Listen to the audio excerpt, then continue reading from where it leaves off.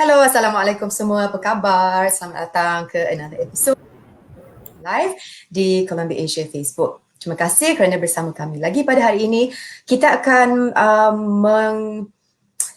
berbincang. Cari perkataan pun susah sekarang ni. Okey, kita akan berbincang berkenaan dengan senaman untuk warga emas. Sebagaimana yang kita tahu, semua orang memang patut bersenam untuk gaya hidup yang sihat. Tetapi bukan sahaja orang-orang muda, orang-orang yang sudah veteran atau warga emas, ya, politically correct. Yang veteran harusnya bersenam juga untuk kesihatan keseluruhannya, ya. Tetapi ada juga cara-cara kesihatan yang mereka patut buat dan tidak patut buat. Jadi untuk kita berbincang tentang perkara ini, marilah kita bersama-sama dengan fisioterapis daripada Columbia Asia Hospital Bintulu, Cik Jessie Anita Anak Junab. Khabar Jessie? Sihat? Hello, alamak kita tak berapa dengar pula. Sekejap ya. Halo semua. Itu dia. Saya Jessie Anita. Apa khabar?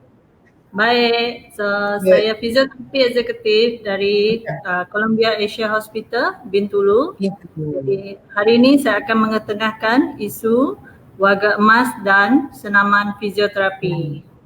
Betul, jauh. Dari jauh Jessie bercakap dengan kita, ya, di Sarawak sana. Okey, sekarang kita akan memulakan sesi hari ini dengan soalan yang paling basic sekali. Mungkin Jessie boleh terangkan apakah jenis senaman yang boleh dilakukan oleh warga emas. Silakan Jessie. Okey, so senaman terbahagi kepada dua. Okey, so senaman aktif dan pasif. Okey, senaman aktif adalah senaman yang dilakukan oleh individu itu sendiri.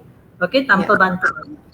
Okey, seterusnya senaman pasif adalah senaman yang dibantu dan dipantau oleh orang lain. Okey, contohnya adalah fizio ataupun ahli keluarga orang tu sendiri. Okey. Okey.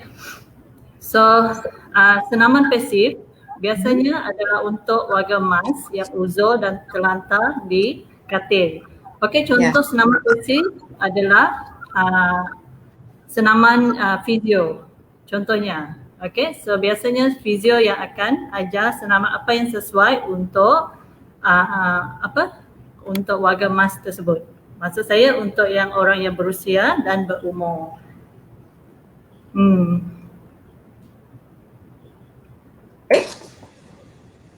Jenis-jenisnya yang kita boleh cadangkanlah untuk mereka, apakah jenis senaman yang mereka boleh buat. So sekarang kita dah tahulah yang pasif tu maksudnya untuk mereka yang berbaring kan, bedridden. Yang aktif senaman yang mereka sendiri buat.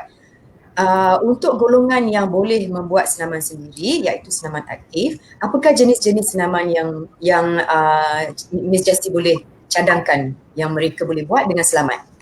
Okey, senaman untuk yang aktif pula, okey, mereka boleh membuat senaman seperti berenang, main golf, ataupun apa orang cakap sekarang ni adalah slow walking, slow jogging. Slow jogging, senaman yang tidak melibatkan impak yang tinggi. Okey. Kalau kita bercakap tentang warga emas ni, agak-agak dalam golongan umur yang berapa ke berapa? Okey, atas kurang. Contohnya? Okey, contohnya warga emas ataupun orang yang berusia, okey, adalah berumur 55 tahun ke atas. Okey, 55 ke atas lah. Okey, alright. At least kita dah tahu kan dia punya age range lah. Okey. Ya, betul. Dan senaman yang Miss Jessie bagi tahu tadi, contohnya ialah swimming dan sebagainya. Tetapi ada juga yang kita nampak kadang-kadang warga emas ni dia punya jenis senaman mengalahkan yang lebih muda kan, disebabkan mereka begitu bertenaga, dan ada juga yang take part dalam acara Zumba. Kadang-kadang kita boleh perhatikan betapa energetiknya mereka kan. Itu baguslah sebab gaya hidup sihat. Okey, senaman untuk warga emas, jikalau mereka melakukannya, berapa lama yang boleh direkomend dan berapa gerak? Okay, so senaman untuk warga emas, kita Hmm. recommend diorang buat 3 kali sehari. Okay, Okay. tidak perlu banyak tapi kekerapan 3 kali. yang maksud Hmm. saya tak perlu macam terlampau lama. Okay, maksud macam 30 minit ke ataupun 1 jam ke 10 minit ke 15 minit dah mencukupi, tapi dengan kekerapan yang macam lebih kerap sehari. Okay, 3 kali sehari, pagi, petang dan sebelum tidur. 3 kali sehari, setiap satu sesi tu berapa lama? Setengah jam. Jadi total dia 1,5 jam. Macam mana tadi? Tidak semestinya setengah jam, okay. 10 minit ke 15 minit 10 adalah minit, okay. 10 minit. okay, ya. Okay, sebab saya mungkin tak buat macam tu. Terror ni. Okay, so 10 minit pagi, 10 minit tengah hari, 10 minit malam. Sebelum Ya, tidur betul. lah. Apa Yes, jenis betul. exercise yang diorang boleh lakukan sekerap itu? Okay, jenis Walaupun dalam exercise 10 minit. okay, jenis exercise untuk apa? Dalam 10 minit, mereka biasanya exercise, kalau fizio, exercise yang fizio dah ajar. Okay, biasanya fizio akan ajar spesifik exercise lah. Maksudnya dia ada dia ada exercise yang khas. Yes, Okay. betul. Okay, next. Okay, langkah pencegahan. Ya, baru saya nak tanya tadi soalan berkenaan dengan sorry, kita pergi balik tadi berkenaan dengan kekerapan tu. Jadi setiap satu session tu 10 minit, 3 kali satu hari. Setiap hari ataupun beberapa kali seminggu? Kalau mengikutkan setiap hari lebih baik sebab mereka memerlukan senaman otot disebabkan oleh otot akan menjadi kendur dan lemah seiring kita punya usia. Adakah ini berkenaan dengan warga emas yang melakukan senaman pasif? Ya, betul. Yang fizio, okay. So ini bukan berkenaan dengan warga emas yang aktif, yang boleh pergi gym ke atau jogging atau swimming. So that one is different kan? Sekarang ni kita tengah bercakap tentang pesakit ataupun warga emas yang pasif. So diorang boleh melakukan senaman 10 minit setiap hari, 3 kali dan setiap hari. Betul? Ya, betul. Ya, betul. So just to clarify that lah. Sebab bila kita dengar setiap hari tu kita rasa macam wow sangat kerap, tetapi kita jangan lupa yang senaman ni bukan senaman yang kita buat sendiri kan. It's not just your everyday exercise macam yang kita tahu. It's not going to the gym kind of exercise. So untuk mereka yang memerlukan fizio, saya jangkakan dari explanation Cik Jessie tadi, mereka memang harus harus kerap membuat senaman-senaman tersebut supaya pemulihannya akan lebih berkesan. Adakah itu betul, objektifnya? Sorry? Tak, adakah itu objektifnya untuk pemulihan? Ya, betul. Okay, alright. Sekarang kita bercakap tentang kecederaan ya, sebab biasa kalau warga tu kita mungkin agak berhati-hati tentang movement dan sebagainya ya. So macam manakah cara-cara untuk kita mencegah dari kecederaan berlaku di antara warga emas yang ingin melakukan senaman? Okay, so ini untuk pasif ke aktif? Yang ni untuk pasif dan aktif. Okay, langkah pencegahan adalah sama ada mereka menggunakan tongkat ataupun apa-apa yang alat sokongan untuk berjalan, ataupun menggunakan pendakap lutut ataupun belakang. Okay, pendakap lutut yang kita panggil sekarang adalah knee brace. Okay, knee brace ataupun lumbar support, lumbar brace. Okay, lepas tu senaman khas untuk menguatkan otot dan meningkatkan keseimbangan, balance lah.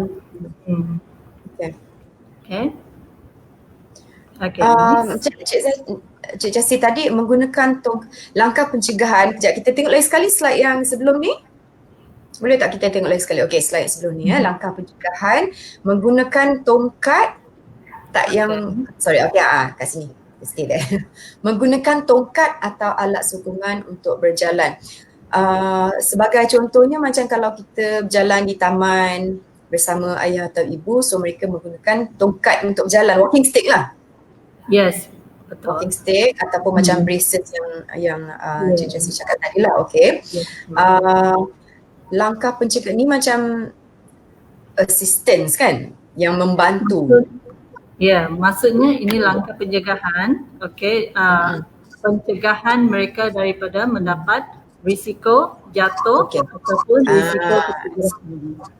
Okey. Yang tolong merendahkan risiko mereka mendapat kecederaan. Yang kedua ni menggunakan pendakap lutut atau belakang. Pendakap lutut tu yang mana satu? Is it yang apa ni? Ni apa ke namanya? Saya tak ingat dah. Tapi ini macam band. Is that the one? Okay. Dia apa-apa yang untuk support, untuk menyokong lutut, maksudnya macam knee brace, okay, dia macam menyokong lutut tu daripada mendapat tekanan yang tinggi. Maksud saya tekanan tinggi sewaktu dia berjalan ataupun melakukan senaman. Okey, pendakap belakang tu yang macam mana? Pendakap belakang tu dia macam sokongan belakang, macam support, lambar support. Okay. I see. Yang tu yang untuk mungkin yang ada sakit belakang ataupun posture problem pun boleh pakai. Okay. Yang senaman khas ni boleh tak Cik Jessie bagi beberapa contoh senaman untuk menguatkan lutut dan meningkatkan keseimbangan? Okay, so sebentar lagi saya akan memberi demonstrasi untuk senaman ini. So senaman ni boleh dilakukan dekat rumah. So senaman ni perlukan orang untuk memantau, maksud saya, bagi mengelakkan orang tersebut terjatuh. Okay, so saya akan membuat demonstrasi untuk senaman tersebut. Okay, terima kasih. Marilah kita saksikan Miss Jessie Anita membuat demonstrasi senaman untuk warga emas. Okay, jadi baringkan dalam keadaan posisi yang macam ini. Okay, so senaman pertama silamkan tangan. Okay. Yang ni senaman ni dia lebih senang sebab dia hanya berbaring macam ni. Okay, dia tak memerlukan sokongan yang banyak. Tapi perlu dipantau juga. Okay, sekarang tarik nafas. Lepas tu hembus. Okay, tapi tahan perut ni. Lepas tu kena bernafas macam biasa. Okay, naikkan kaki lurus, satu kaki dulu. Okay, lepas tu tahan, tidak perlu tinggi. Okay, tahan untuk 10 sana. Okay, 1, 2, 3, 4, 5, 6, 7, 8, 9, 10. Okay, turun. Okay, so senaman ini boleh dibuat, okay, sama ada sebelah kaki dahulu untuk 10 set ataupun kita boleh buat berselang-seling. Okay, maksudnya kiri dulu, kiri dan kanan. Okay, so kita cuba untuk sebelah kanan pula. Okay, tarik nafas, hembus, kempiskan perut. Okay, lepas tu naikkan kaki lurus, tahan 10 saat. 1, 2, 3, 4, 5, 6, 7, 8, 9, 10. Okay, itu adalah senaman yang pertama. Okay, senaman yang kedua, tarik nafas, hembus, kempiskan perut. Okay, bernafas macam biasa ya. Okay, so semua exercise perlu kempiskan perut. Okay, ini untuk muscle ataupun otot dekat bahagian ini. Okay, angkat kaki. Lepas tu pusing ke sebelah tepi macam ni. Okey, dia kena pusing keluar. Okey, tahan 10 saat. 1, 2, 3, 4, 5, 6, 7, 8, 9, 10. Okey. Then, okey, kaki sebelah, tarik nafas, hembus, kempiskan perut. Okey. Naikkan kaki, lepas tu pusing sebelah luar. Okey.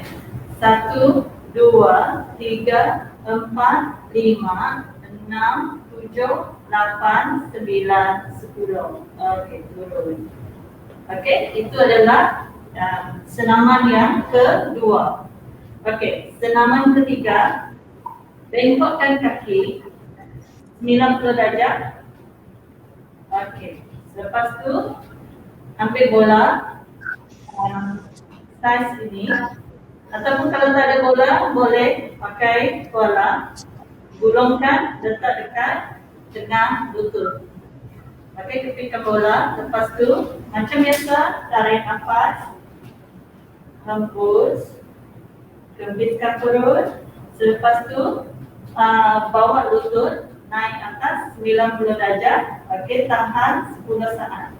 Okey, 1, 2, 3, 4, 5, 6, 7, 8, 9, 10. Okey, turun. Okey. Semua senaman kena buat dalam 10 set. Okey. Tapi untuk yang berusia ataupun warga emas, kita boleh kurangkan menjadi 5, tapi dengan kekerapan macam yang saya cakap tadi, 3 kali sehari. Okey. Okey, lagi sekali tarik nafas, hembus, kempiskan perut. Okey. 1, 2, 3, 4, 5, 6, 7, 8, 9, 10. Okey, turun. Okey. So, exercise keempat, luruskan kaki. Okey, tarik nafas, hembus, kempiskan perut. Okey, yang ni kena angkat kaki lurus, macam ni. Okey, then tahan. Okey, 1, 2, 3, 4, 5, 6, 7, 8, 9, 10. Okey. Okey. Lepas tu senaman yang seterusnya, okey, berpusing ke sebelah sana. Okey, silangkan tangan macam biasa. Bengkokkan kaki di bawah, luruskan di atas. Okey. Lepas tu tarik nafas, kepiskan perut macam biasa. Okey, angkatkan kaki. Okey. Pastikan kaki tidak terlampau tinggi ataupun rendah. Okey, pastikan selari dengan bahagian punggung. Okey. Tahan 10 saat. 1, 2, 3, 4, 5, 6, 7, 8, 9, 10. Okey, turun. Okey. Yang kedua, tarik nafas, hembus, kempiskan perut. Okey, angkatkan kaki. 1, 2, 3, 4, 5, 6, 7, 8, 9, 10. Okey. Okey, so exercise ni boleh buat untuk sebelah juga. Okey. Dan lepas tu semua exercise ni juga kena buat 10 set. Okey. Lepas tu, okey, senaman seterusnya kena bangun. Okey, bangun. Sebelum bangun kena pusing dulu. Okey, pusing dulu ke tepi macam ni, mengiring dulu, baru boleh bangun. Sebab posisi yang macam ni akan mengelakkan kecederaan dekat tulang belakang. Okey, bangun. Okey, turunkan kaki ke depan sikit. Lepas tu, okay, ini yang senaman yang terakhir, okey, letakkan bola di tengah-tengah lutut. Okey, kepit bola ni. Okey. Silangkan tangan macam tadi. Lepas tu kita kena support dia. Kita kena sokong dia untuk mengelakkan daripada jatuh. Okey. Tarik nafas, kempiskan perut. Lepas tu, okey, suruh dia naik sikit je dari katil. Lepas tu tahan selama 10 saat. 1, 2, 3, 4, 5, 6, 7, 8, 9, 10. Okey. Duduk balik. Okey. Kita buat sekali lagi. Okey, silangkan tangan, tarik nafas, kempiskan perut. Okey, naik sikit. Okey, tahan. 1, 2, 3, 4, 5, 6, 7, 8, 9, 10. Okey. Okey, semua senaman ini tadi boleh dibuat, okey, setiap hari. Lepas tu 10 dalam kirakan 10 dan 10 set. Okey. So itu saja untuk demonstrasi hari ini. Okey, Cik Jessie boleh saya tanya tak, kenapa Cik Jessie telah memilih senaman yang tadi sebagai demo? This is macam like general punya full body exercise untuk warga emas ataupun adakah ianya khusus untuk bahagian-bahagian yang tertentu? Okey, senaman ini adalah khas untuk Miss Jessie, alamak. Hello, Miss Jessie dengar tak soalan saya tadi? Ya. Kita terputus sekejap tadi. Minta maaf ya penonton, tadi kita disconnected. Okey, tadi saya tanya berkenaan dengan demo yang Cik Jessie telah melakukan tadi, yang telah ditunjukkan. Adakah senaman ini merupakan satu senaman untuk full body ataupun dia untuk bahagian badan yang tertentu? Okey, senaman ini adalah khas untuk bahagian badan tertentu. Okey, biasanya kita akan tengok apa otot yang terlibat, otot yang lemah. Okey, kita akan kuatkan otot tersebut. Okey, so misal kata dia punya exercise senaman, okey, adalah senaman yang sangat senang. Okey, senaman yang kita boleh pantau. Sebagai penjaga kita kena kita tidak ada masa untuk pantau tangan. Kita ada internet, masalah internet nampaknya. Kita tunggu sebentar ya, kita lihat sama ada dia akan bersambung sekejap lagi ni atau tidak. Itu dia. Selamat kembali. Terputus lagi. Jauh agaknya. Okey, so senaman ini adalah khas untuk masa ataupun otot tertentu. Okey, biasanya adalah senaman yang kita ajar adalah senaman yang kita macam senaman macam otot yang terlibat. Kita bagi senaman kepada otot yang lemah dan otot yang kita perlu kuatkan. Okey. So senaman tadi senaman yang macam kurang tidak memerlukan kita untuk mengangkat orang tu ataupun tidak perlu membuatkan kita menghabiskan banyak masa dan dengan memantau mereka. Jadi senaman ni mostly untuk caregivers lah, untuk dibuatkan pada warga emas ya. So this is senaman pasif, betul? Ya, betul. Okey, tapi ada juga rasa macam tadi senaman aktif di mana model telah mengangkat kaki ke sebelah dan hold kan for a few seconds.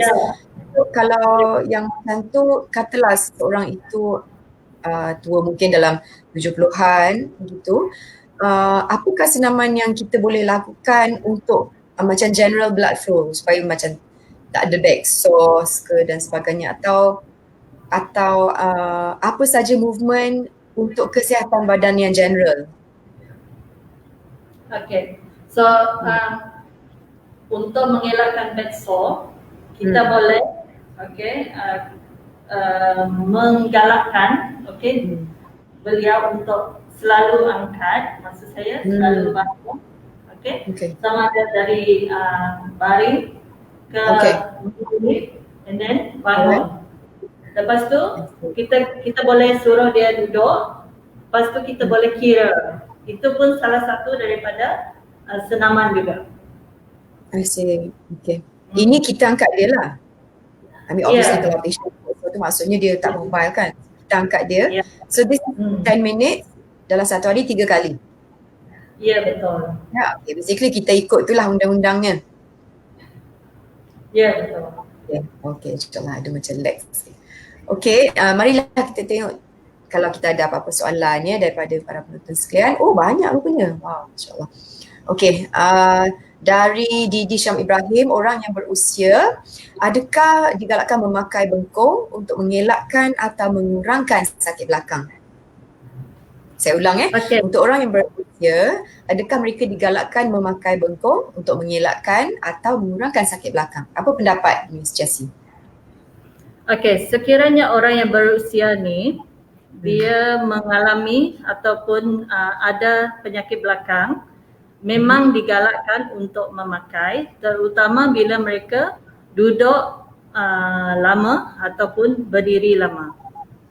Sebab selalunya orang yang berusia ni dia punya otot akan lemah, lepas tu dia macam posture dia tidak bagus. Okey, tapi tak boleh bergantung sangat dengan bengkong ataupun support, back support ataupun lumbar support, sebab otot sepatutnya kita kena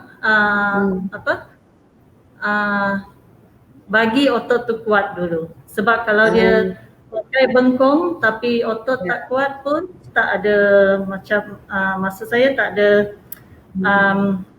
no point lah, macam tak ada Ini macam shortcut lah, kita cuma pakai bengkong tapi kita manjakan tulang belakang tu, so kita kena kuatkan dulu. Betul. Tulang belakang kita boleh bagi support. Ya, betul.